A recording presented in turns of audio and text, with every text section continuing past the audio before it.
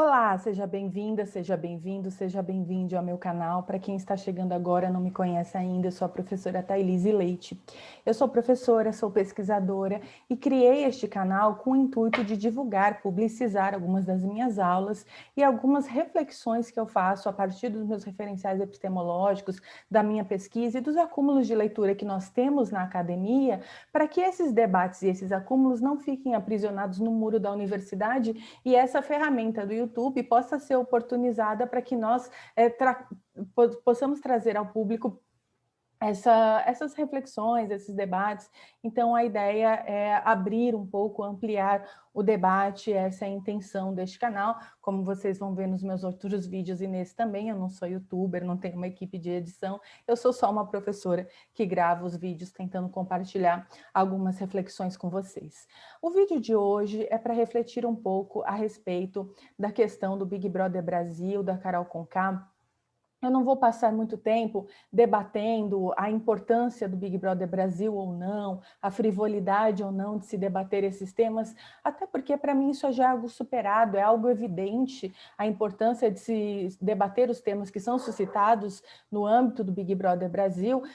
Obviamente é uma mercadoria da indústria cultural perversa, né, e que captura as pessoas numa lógica bastante sádica de acompanhamento do cotidiano, julgamento, condenação e, a miúde, como no caso da Carol Conká, eliminação e cancelamento do outro, mas que revela uma série de questões da nossa sociedade, que mobiliza afetos de toda a natureza e que pode ser usado mesmo arquetipicamente, simbolicamente, iconicamente, para que nós possamos refletir sobre alguns fenômenos que estão entremeados em toda a sociedade. Então, sem dúvida nenhuma, é uma discussão que eu considero relevante, sempre considerei, apesar de que nessa edição, essa demonização da cantora Carol Conká me chamou a atenção especial, a ponto de que eu fiquei muito incomodada, fiquei mobilizada por essa temática e resolvi gravar esse vídeo também atendendo a pedidos. Eu gostaria de convidar vocês a conhecerem os outros vídeos aqui do canal, me seguirem nas redes sociais, acompanharem a minha produção, entrem na plataforma Lattes para saber da minha trajetória acadêmica, se assim quiserem. Convido vocês a conhecerem o meu livro Crítica ao Feminismo Liberal, Valor, Clivagem e Marxismo Feminista, publicado o ano passado pela editora Contra a Corrente. Essa é a minha obra mais recente, muita gente me conhece por ela também. E eu vou traçar aí uma discussão a partir de 3 eixos para tentar ser breve e não me alongar muito nesse vídeo. A primeira questão é a questão daquilo que nós, que estamos dentro de uma linha, né, de um eixo epistemológico, materialista, histórico, dialético, tradicionalmente chamado de marxista, porque acompanha essa metodologia e opera a partir de algumas categorias que seriam paradigmas próprios da tradição marxiana de pensamento, e assim se desenvolveu o pensamento marxista ao longo do século XX, do séculos XIX, XX e deste também, como uma grande epistemologia, a maior epistemologia para as ciências humanas, sociais e sociais aplicadas da contemporaneidade, sem dúvida nenhuma, e insuperável como tradição epistemológica. E, embora aí haja muitas discussões de se para se inscrever e se apresentar enquanto marxista, por exemplo, nessa obra eu sigo a teoria crítica do valor, que é uma dissidência do que se chama marxismo tradicional, mas de qualquer maneira, eu quero deixar claro que a minha abordagem é sempre a partir do método de compreensão materialista histórico dialético, e é daí que partem as minhas reflexões. Então, as nossas reflexões acerca do identitarismo, elas problematizam, eu tenho problematizado bastante essa questão. No meu livro, eu me dedico um pouco a essa temática, utilizando as leituras que faço de Roswitha Scholz, uma teórica alemã bastante radical no feminismo e na radicalidade anticapitalista. E nós percebemos que houve um fenômeno aí no fim do século XX que coincidiu com o esfacelamento do estado de bem-estar social, do welfare state, o estado social do século XX, e com o fim também do regime de acumulação capitalista que nós conhecemos por Fordismo, altamente centrado no trabalho produtivo, na máxima industrialização e na exploração do trabalho vivo para crescimento do capitalismo, ou seja, para a valorização do valor. esse momento de crise, né, do Fordismo, da acumulação fordista, do modelo do estado de bem-estar, ali nos anos 80, deu lugar a um novo regime de acumulação capitalista, que alguns autores, algumas autoras chamam de pós-fordismo, algumas pessoas conhecem por neoliberalismo, mas eu entendo o neoliberalismo como a estratégia de regulação jurídico-política que o Estado vai assumir a partir daquele momento, principalmente com Margaret Thatcher, mas depois se espalhando pelo mundo todo, inclusive aqui nos países de capitalismo periférico, por pressão do Banco Central e do FMI. E essa lógica neoliberal de administração da forma política, ela se adequa a esse momento da acumulação pós-fordista, com regras de produção que são chamadas de toyotismo, mas com diversas características também, e o esfacelamento do Estado, dos direitos sociais, mas significa também aquilo que o Fukuyama chamou de fim da história, porque coincide com o fim da experiência do socialismo real de modelo soviético, o fim da União Soviética, a queda do Muro de Berlim.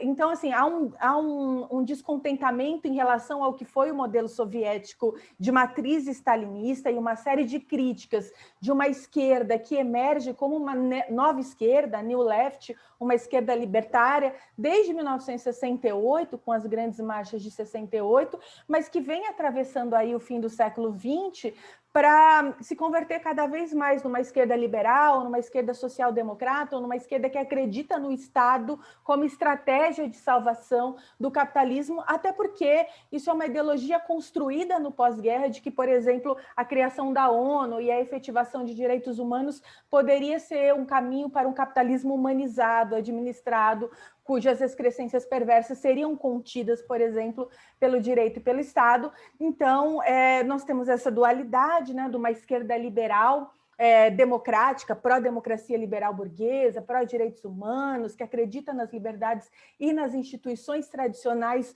da sociabilidade, da totalidade capitalista, e, de outro lado, essa esquerda soviética, representada pelo stalinismo, pelo fim da União Soviética, que acaba sendo abandonada, e aí todo o marxismo e toda a esquerda passam a ser identificados com o stalinismo, ou pelo menos com o marxismo-leninismo, num sentido mais depurado teoricamente, como se o marxismo fosse o marxismo-leninismo, como se qualquer possibilidade de ruptura com o capitalismo fosse apenas o que aconteceu na experiência soviética. Isso é abandonado pelo próprio esgotamento da experiência soviética e seu fim, e surge essa nova esquerda. Ao mesmo tempo em que o regime de acumulação pós-fordista, ou que você chama de neoliberal, ele passa a prescindir da exploração massiva do trabalho vivo, do trabalho assalariado, e essa pulverização da produção precariza os postos de trabalho, flexibiliza e tende a acabar com os direitos sociais, como direitos trabalhistas, previdenciários, mas também enxuga o Estado, por isso tende a acabar com direitos sociais como a saúde, a educação, o transporte públicos administrados e providos pelo Estado na forma de serviços públicos e políticas públicas, etc. Vejam que todo esse momento de crise surge ali no século XX, nos anos mais ou menos 1980, e vai adentrando aqui agora também o nosso século XXI.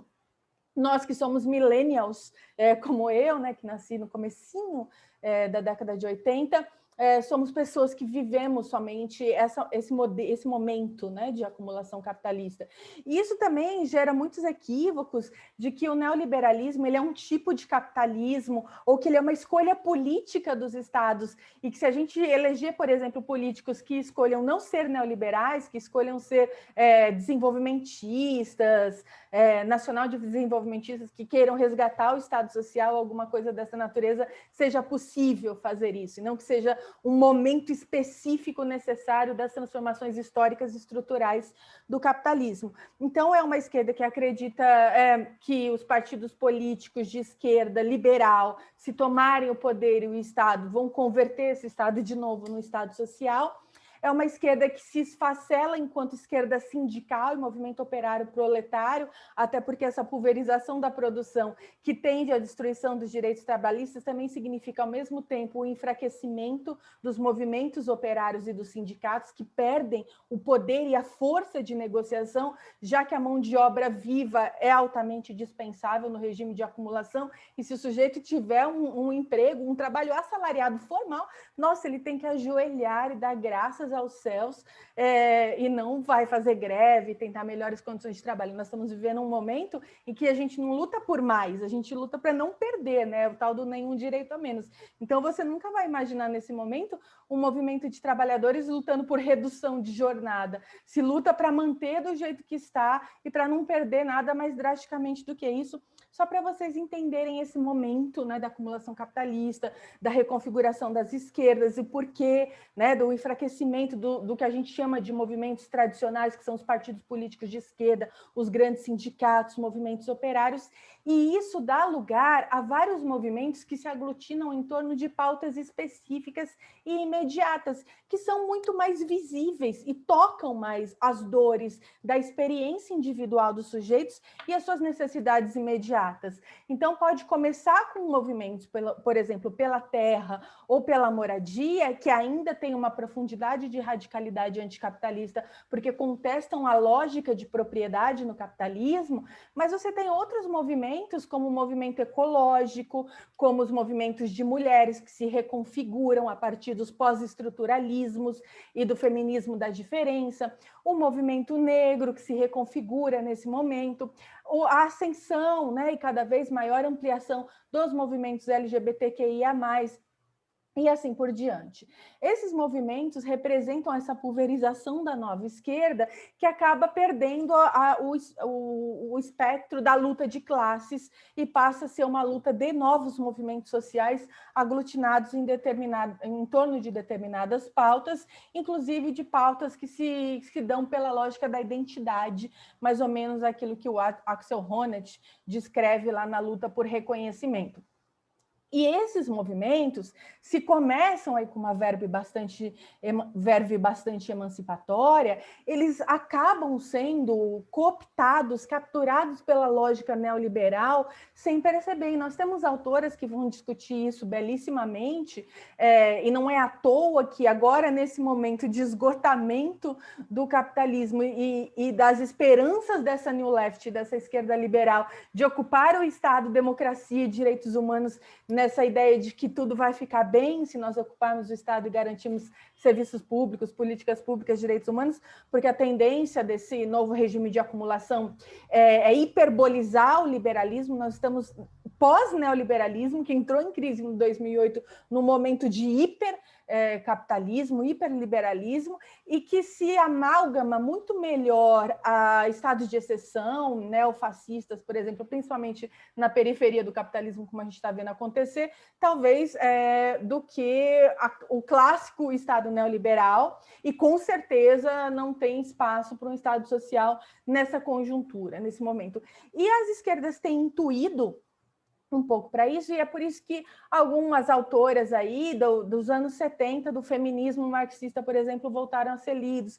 Alguns outros autores, nós temos youtubers, influencers comunistas, eles não gostam dessa expressão, mas assim, acaba sendo, de alguma maneira, porque a juventude se fia naquilo que essas pessoas dizem, mas se for para seguir algum influencer ou algum youtuber, que seja a Sabrina Fernandes, o Jones Manuel, o João Carvalho, a Rita Von Hunt, etc., cada um à sua maneira, uns mais radicais, outros menos, uns de mais leitura do novo marxismo, outros do marxismo tradicional, mas que, se você jovem for seguir alguém, que bom que estejam sendo essas pessoas, pelo menos. E o sucesso dessas pessoas, a leitura das nossas obras, a projeção do Alisson Mascaro, por exemplo, que é meu mestre, isso mostra que a esquerda está começando a perceber que esse caminho ultra-identitarista, ele pode ser, ele não é necessariamente, mas ele pode ser facilmente capturado pela lógica individualista desse novo modelo de acumulação e regulação do capitalismo. Porque se você converte tudo isso no sucesso individual, o empoderamento, ele não é coletivo, ele é individual. Então, o sucesso de um indivíduo, quando eu vou parar, por exemplo, na tela da TV e você me vê, eu sou um indivíduo, mulher de sucesso, que representa para você, indivíduo, uma possibilidade de ocupar um espaço de sucesso, tal como eu, na mesma lógica de opressão, desigualdade e violência que pauta o capitalismo.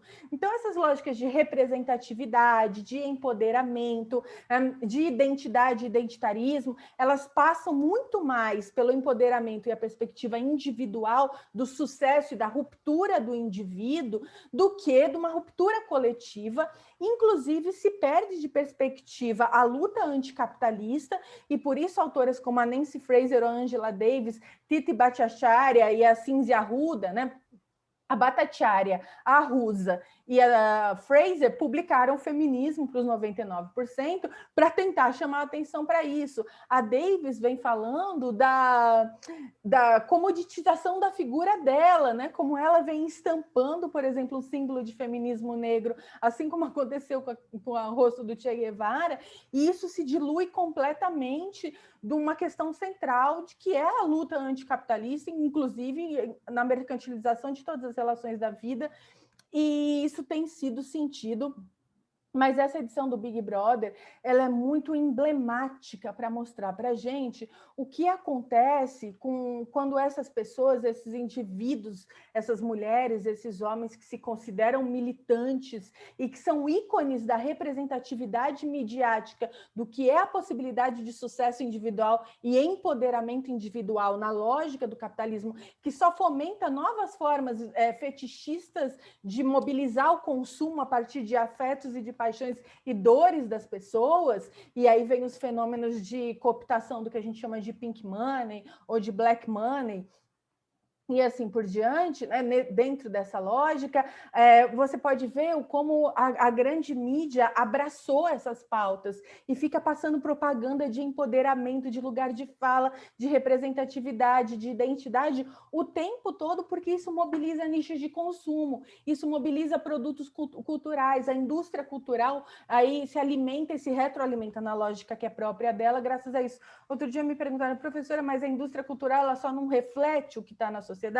Aí, por isso que precisa ler, precisa lá voltar no Adorno, no Walter Benjamin, entender a lógica, como funciona a indústria cultural.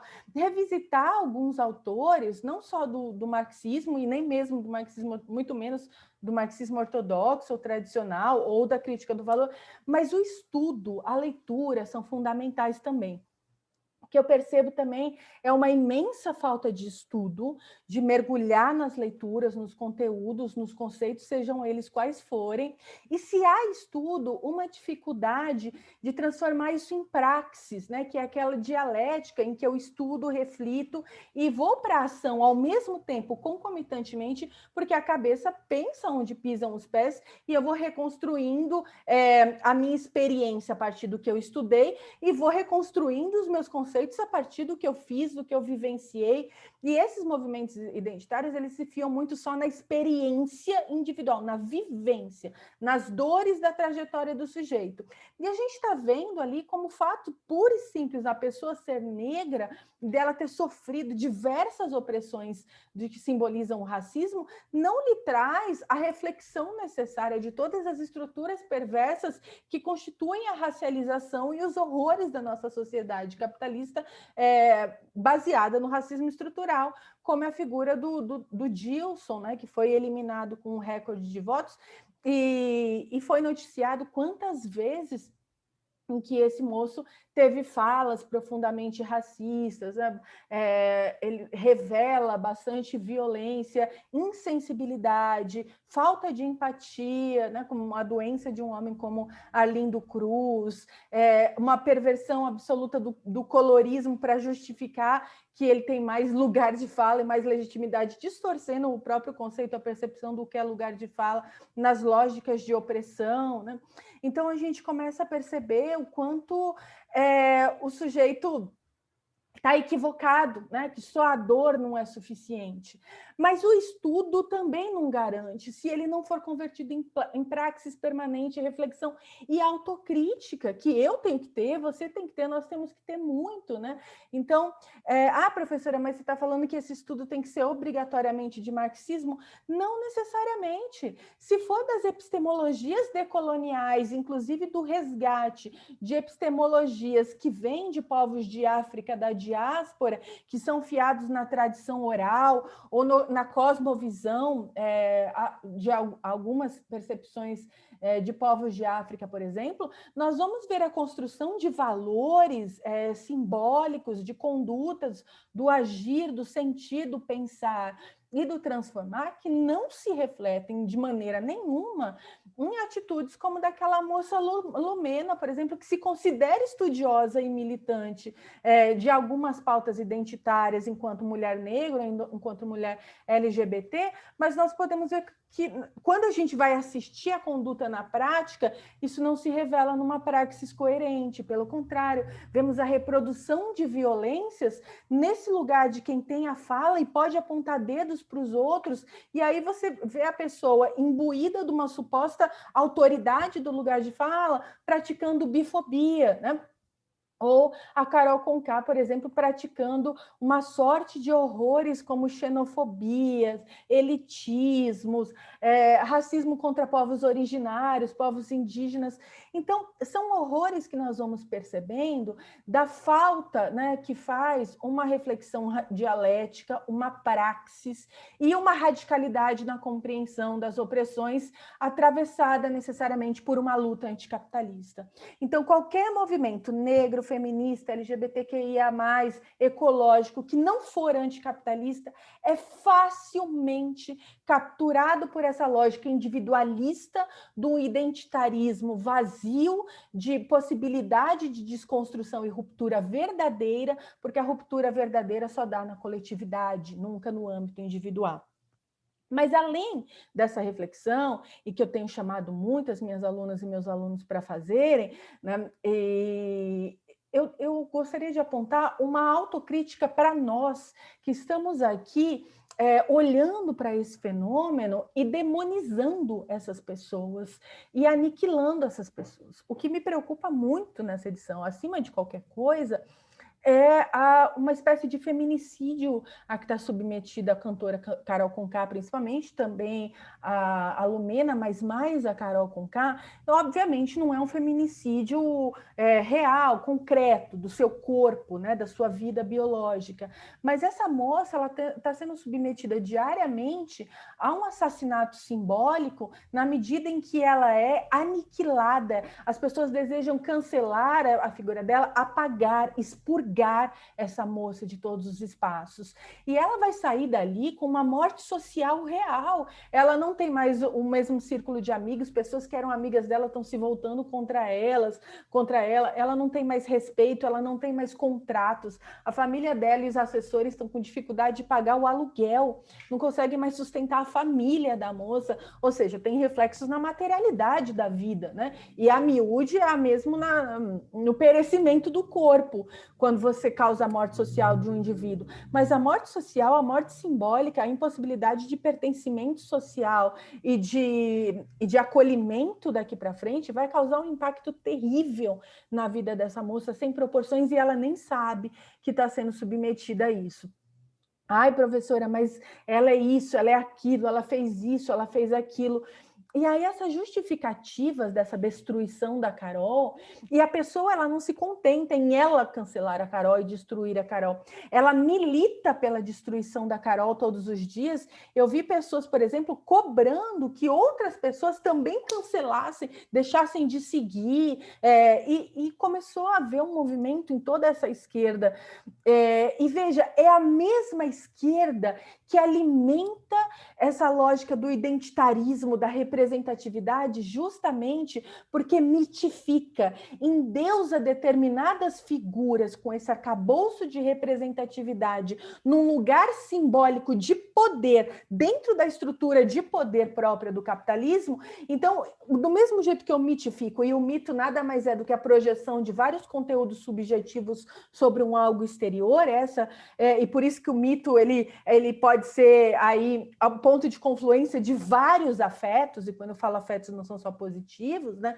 E como essa lógica da mitificação não é só da ultradireita, porque a ultradireita é profundamente identitarista, né? Profundamente mitificadora, mas essa new left, essa esquerda, né, pulverizada, que não se volta contra o capitalismo e que está capturada pela lógica individual da identidade, funciona no mesmo sentido. E aí mitifica, e aí a pessoa tem que ser perfeita para corresponder ao mito. Se a pessoa tem uma simples falha, um simples desvio, fala uma coisa ruim, faz algo fora de lugar, né? Por exemplo, muita gente que me segue deve me mitificar, talvez, né? Porque essa é uma lógica do nosso tempo. Ah, a professora Thailise é fada sensata, não sei. Eu sou um ser humano. E de repente vou virar ali esquina e vou fazer uma bobagem. E posso fazer alguma coisa, eu posso escorregar em coisas. Nós somos pessoas atravessadas pelas formas sociais da totalidade, da sociabilização capitalista, fiada na mercadoria, fetichista, reificadora, que se atravessa por múltiplas opressões históricas e se alimenta de preconceitos como a racialização, o patriarcado, a homofobia, a LGBTfobia em sentido amplo, e etc, etc, né? Elitismos, xenofobias. E nós temos o tempo todo, aí que está a diferença de uma pessoa que está o tempo todo refletindo, vigilante, transformando em praxis a sua vida, reflexão e ação, é se perceber vigilante o tempo todo e fazer autocrítica. Esse é o movimento de desconstrução. A desconstrução é para dentro e para fora. A dialética da praxis é para dentro e para fora. E essas duas coisas em dialética também é compreender o mundo num sentido muito mais complexo, e as pessoas têm dificuldade dessa compreensão do mundo. Então, eu vejo essa moça submetida a um fenômeno parecido com aquele episódio do urso branco da série Black Mirror da Netflix. Assistam a essa série inteira, mas principalmente assistam esses dias a esse episódio e se vejam naquelas pessoas que estão ali com o celular filmando a aniquilação, a tortura, a destruição subjetiva, simbólica de uma mulher, e é uma mulher preta ali também, né? E eu fico pensando, no episódio do Black Mirror, aquela mulher preta, ela filmou o assassinato de uma criança também negra, e enquanto o namorado matava, torturava, queimava o corpo da criança negra, a mulher filmava e isso foi encontrado no celular dela. E aí, por isso, ela é submetida, né, a uma tortura terrível, reiteradas e reiteradas vezes, né, fazem ela perder a memória por alguma espécie de eletrochoque tecnológico. Black Mirror é num futuro próximo, não distópico, real, revela o que é a nossa sociedade. E aí, essa mulher é reiteradamente torturada. Então, veja, não é que ela é inocente, não é que ela é uma coitadinha, não é que ela não é culpada de um horror. Ela filmou uma criancinha negra, acho que de 5 anos, sendo brutalmente torturada e assassinada, né? Mas ao que ela é submetida, e as pessoas ali o tempo todo filmando sadicamente, se deleitando com aquela tortura, isso é o que as pessoas estão fazendo, né, com a Carol Conká. Não é que a Carol Conká não seja uma pessoa aí com desvios de caráter, assim como são tantas outras pessoas que passaram por ali. Mas na edição passada teve um sujeito que foi acusado de estupro, e eu não vi a mesma aniquilação da figura dele que estão fazendo com essa moça, que entrou com uma carreira já famosa, mitificada, e por isso o mito é que tende ao cancelamento, mas também o fato de ser uma mulher preta tem muito a ver com esse lugar de confluência dos afetos. Porque tem muita gente que odeia Carol Conká porque ela desvirtua tudo aquilo que a esquerda sonhou para uma fada sensata da representatividade negra. Mas tem muita gente que odeia Carol Conká porque ela falou mal de Deus, de um Deus aí masculino, totalitário, que fomenta, inclusive, os afetos da ultradireita. Eu vi, por exemplo, a Ludmilla fazendo um mutirão para cancelar a Carol Conká, porque ela falou mal do seu Deus, né? Então tem gente que não é só por um único motivo, né? Porque ela foi xenofóbica, isso movimenta outros afetos, porque essa foi racista, porque ela é elitista, porque ela acha que Curitiba é um lugar civilizado. Né? Que a redução do pensamento da pessoa, uma mulher negra submetida a uma série de violências e atravessada por uma construção ideológica tão pífia como as propagandas da prefeitura de Curitiba, e se convenceu dessa superioridade civilizatória das pessoas de Curitiba, a grande república de Curitiba, né? Emblemática do nosso tempo de horror, de hecatombe brasileira. Então, essa mulher é submetida aí a uma série de ataques e de ódios que vêm de por várias motivações. Então, se você é uma pessoa de esquerda e está decepcionada com a Carol Conká e entrou nessa onda, olhe para si. Você é aquela pessoa segurando o celular no episódio do Urso Branco de Black Mirror. E essa lógica de tortura, ela não é nova, né? O Michel Foucault, quando ele começa a escrever a sua obra, vejam, estou falando um autor não marxista, Michel Foucault, quando ele começa, antimarxista, epistemologicamente falando, quando ele começa a escrever a sua obra, Vigiar e Punir, ele começa relatando o episódio de morte por condenação à morte de um sujeito na França, um tal de Damian, alguma coisa assim, e acho que em francês, Damian, né, alguma coisa assim, e esse rapaz, ele é submetido a tanta tortura, ele tem os braços arrancados por cavalos, mas aí o cavalo não é forte o suficiente, aí ficam retalhando com faca até arrancar, né?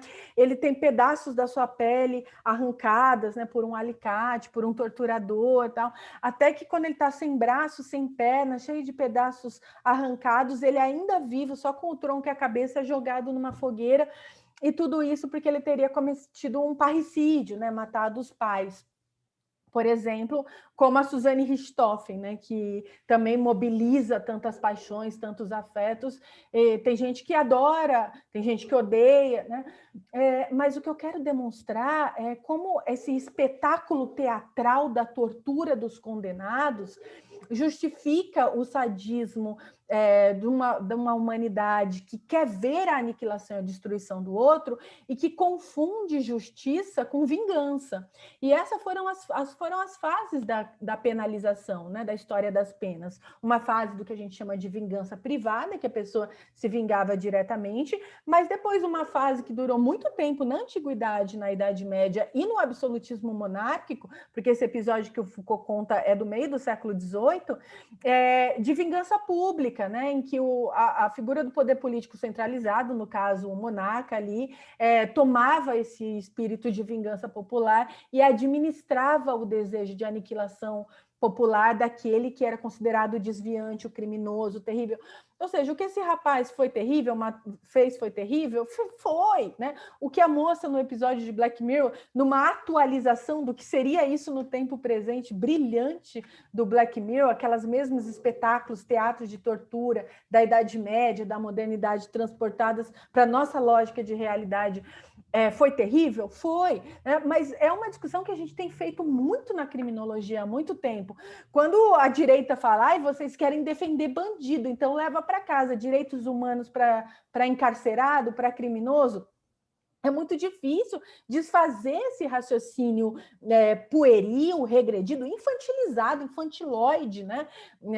Com dificuldade cognitiva da ultradireita, quando a gente fala, não é que eu estou falando que o que ele fez é bom, veja bem, eu estou tentando trazer o foco para uma compreensão mais ampliada dos fatores criminógenos que fazem aquele sujeito especificamente delinquir, e por que ele que é perseguido pela seletividade penal, e por que, por exemplo, é o corpo preto, o pobre, o trans, o feminino, que é aniquilado, que está nesses espaços de destruição, prioritariamente, né, de forma seletiva, uma clientela específica e privilegiada num sistema carcerário que, segundo Foucault, não é que melhorou por um ideal civilizatório, ele se tornou mais eficiente para corresponder às exigências da lógica da contemporaneidade moderna, burguesa, capitalista, inclusive, e o Foucault vai mostrar como as prisões elas passam a ter aquela lógica do panóptico, como a instituição total de vigilância permanente, e que se ele visse o Big Brother hoje, ele ia falar, isso é o panóptico perfeito, é o panóptico levado às últimas consequências, né? E o que se está fazendo com essa moça, por exemplo, essa Carol, é isso, né? É essa mesma lógica da tortura, da aniquilação, submetendo ela a uma pena de destruição, de morte, mas morte simbólica e social, que é o cancelamento, mas destruição da carreira dela, da possibilidade de subsistência, dos contratos, do respeito, de qualquer empatia. Eu vi recentemente esse episódio de Black Mirror porque essa questão da Carol me remeteu muito. E aí eu vejo aquela mulher preta submetida à tortura lá no episódio ficcional, e ela dizendo para as pessoas, eu sou um ser humano, olhem para mim, tenham empatia, vocês vão ficar filmando, não vão fazer nada. E as pessoas imbuídas daquele pensamento, mas você merece, né, tá nesse lugar e é por isso que eu não vou me compadecer. E é isso que todos vocês e todos têm feito quando fica o dia inteiro lá tweetando no Instagram, no Facebook, cancelando, destruindo a Carol Conká. Repito, não estou dizendo que as coisas que ela fez não foram condenáveis, não foram terríveis, algumas atrozes, as falas, mas veja, outras pessoas passaram por lá e fizeram coisas mais atrozes. Homens brancos, acusados de estupro, não foram tão violentamente mobilizadas, não houve uma mobilização tão violenta e tão grandiosa e tão massiva para a destruição do Felipe Prior do que está acontecendo em relação a Carol Conká, porque, como eu falei, algumas pessoas são mobilizadas pela decepção, mas cuidado, outras são mobilizadas por tantas outras coisas, inclusive pelo racismo e pela misoginia, e às vezes nem se dão conta disso, ou se dão e mesmo assim aproveitam a onda. Então, o que eu estou convidando é fazer uma reflexão mais dialética, né? Houve um texto, acho que de uma moça chamada Carla Passos, tentando contextualizar. Veja bem, é uma mulher preta, olha a sorte de violências que ela sofreu a vida inteira. Não é que eu estou passando pano e dizendo que justifica as atitudes dela, mas é preciso contextualizar por que uma mulher preta que se empoderou pelo capitalismo e se tornou um ícone individual do sucesso, aí passa a reproduzir opressões. E a Carol Conká não é a única. A maior intelectual do feminismo negro jovem hoje no Brasil faz coisas parecidas, né? Então, e aí, o mesmo feminismo negro identitarista, ou feminismo branco identitarista, ou esquerda liberal, new left, movimentos identitários diversos fazem quando isso acontece? Querem demonizar individualmente a pessoa, porque só sempre conseguem pensar na estratégia individual. Essa pessoa, essa fulana, ela fez uma perversidade, então ela vai ser cancelada, ela vai ser destruída. Querem mobilizar o direito penal, né? E querem que o Estado, com as suas instituições programadas para selecionar, oprimir grupos específicos, criminalize as condutas dessas pessoas, por exemplo, né? E tudo isso é mobilizado dessa maneira, sempre achando que o problema das questões está na atitude dos indivíduos, que se o indivíduo for penalizado, for feito de exemplo, aniquilado, as perversidades não se repetem. É uma dificuldade de refletir imensa, né? Dialeticamente, fenômenos que são complexos. Né? O sujeito que escolhe traficar, é claro que ele não é só uma pobre vítima do sistema, mas existe muito mais estruturas, interações aí de vários atravessamentos que perfazem a condição e todas as condições de possibilidades de subjetivação, de identidade desse sujeito, que são fatores criminógenos, aí, assim como a escolha individual, né? E a escolha individual é apenas um elemento que se insere numa totalidade e que, aliás, vem dentro de um convencimento permanente por metanarrativas ideológicas de que se aquele sujeito não for um consumidor consumidor de sucesso de mercadorias, se ele não tiver, ele nunca será. E é essa reflexão que eu estou convidando vocês. Não é passar a mão na cabeça da pessoa que delinquiu ou que fez uma atrocidade e falar, ai, coitadinha, pobre vítima do sistema. Mas contextualizar. É muito mais difícil fazer a reflexão dialética. A gente está numa solução assim, ai, fulano é malvado, vamos punir e destruir ele que o problema se resolveu. Veja como você está fazendo um raciocínio muito parecido com o da ultradireita. Ah, então vamos... Como a gente resolve o problema de criminalidade no Brasil? Vamos armar a população. Porque aí se entrar um bandido, né, que não é qualquer pessoa que comete crime, ele tem um arquétipo de raça, de classe, etc. Mas se entrar um bandido na minha casa, eu vou dar um tiro nele, já que o Estado não está resolvendo o problema da criminalidade, porque resolver o problema da criminalidade para essas pessoas não é fazer políticas públicas e dar condições de igualdade para que as pessoas não apelem para a delinquência, é aniquilar, destruir, e preferencialmente que fosse de forma teatral em praça pública, como era feito na Idade Média. Essas pessoas, elas querem sangue, elas querem ver corpos humanos dilacerados, para ter uma sensação de retribuição. Então, é muito mais um desejo de sadismo do que um desejo de justiça ou de paz social. A reparação passa por esses meandros da psique. A ultradireita claramente reproduz essa lógica, tem muita dificuldade de pensar, além de, se eu tiver uma arminha, meus problemas estão solucionados. Mas cuidado, porque a esquerda identitária vai pelo mesmo caminho, chega no mesmo lugar por um caminho paralelo, sem perceber. Então, esse vídeo é só para convidar você a fazer reflexões dialéticas, a entender que nós só compreendemos fenômenos historicamente. Então, o fenômeno ele não foi sempre o mesmo. O patriarcado ele não é sempre o mesmo.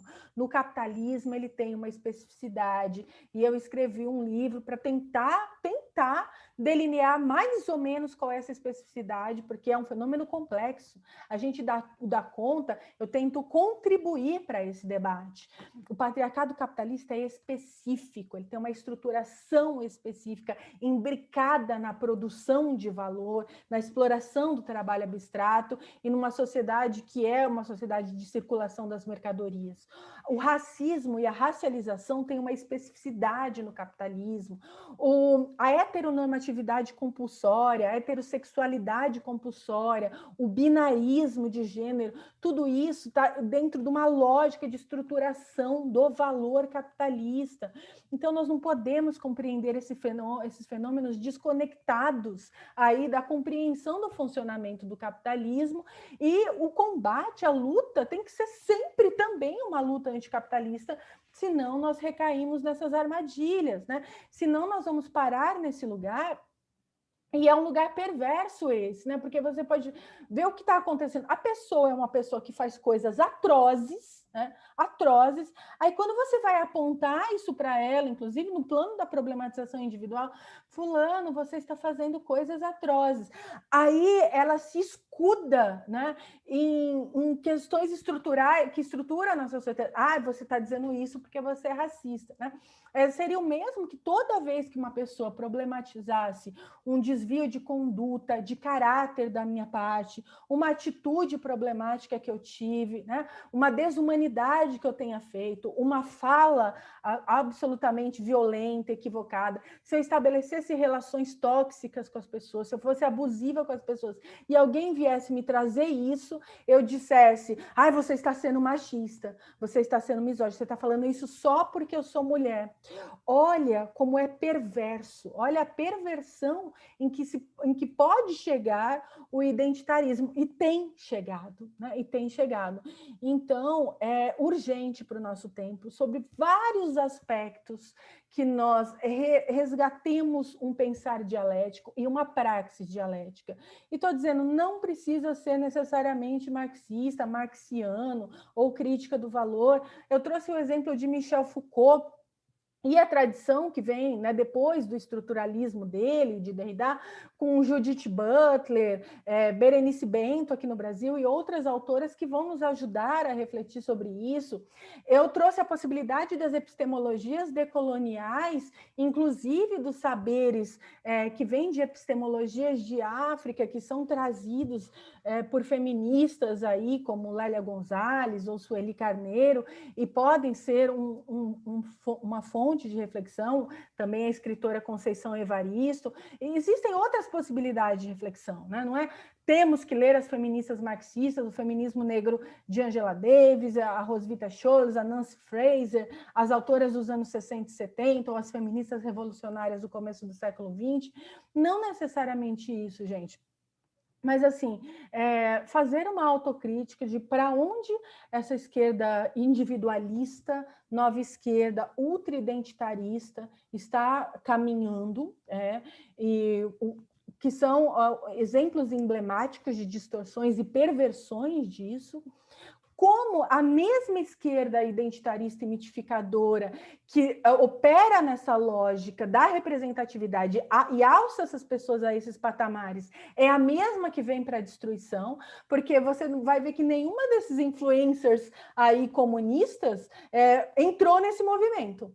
Eu te desafio a entrar em todas as redes sociais e ver se algum ou alguma influencer comunista entrou nessa de destruição da Carol Conká, por exemplo.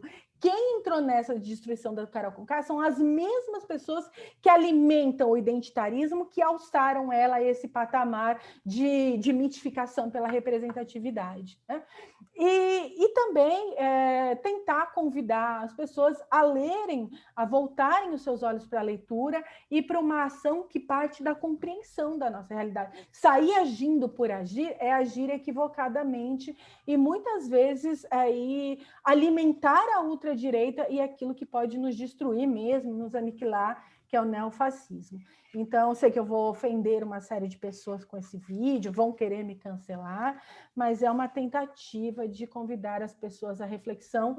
E, claro, tudo que eu falo eu estou ouvindo. É claro que essa reflexão de autocrítica também sempre é para mim, né? É para todos, para todes, para todas nós o tempo todo. É isso, gente. Obrigada e um abraço.